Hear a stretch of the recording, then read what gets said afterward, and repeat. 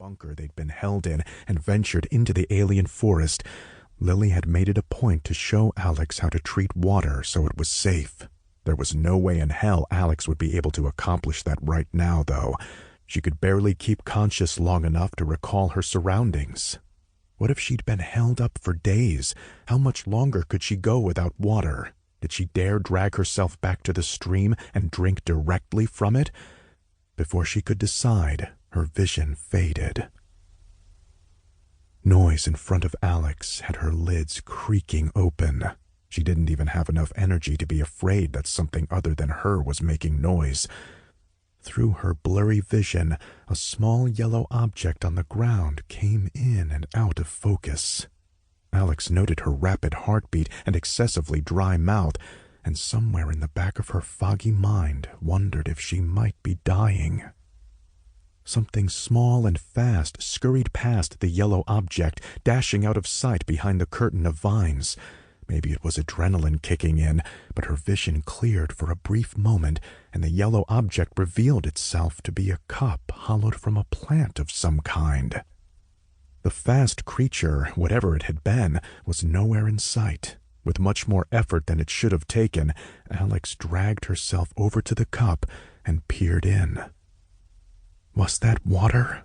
Sweat trailing down her forehead, she tried to focus on whether or not she should drink, but the harder she focused, the more muddled her mind became, until all she could think of was an argument from the Princess Bride.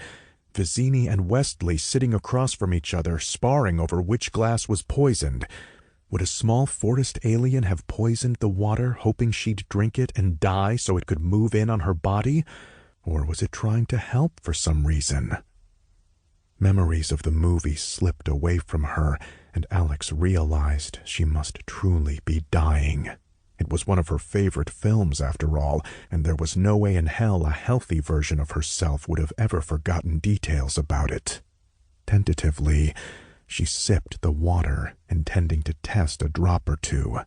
The liquid forked a hydrating path through the dry valley of her throat, and she couldn't keep herself from downing the rest in one greedy gulp.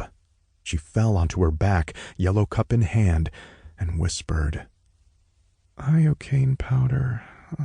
Inconceivable," before drifting to sleep, or possibly to death. Her mind came back to her more readily the next time she woke. She turned her head, now only pounding a little, and found the yellow cup resting near the vine curtain where she'd seen it before.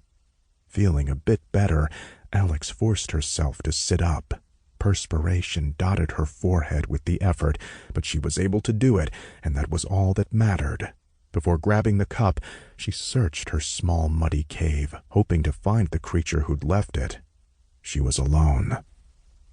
She sipped the water and ran her hands over a tender area near the base of her skull. She winced in a breath as a sharp pain speared through her mind.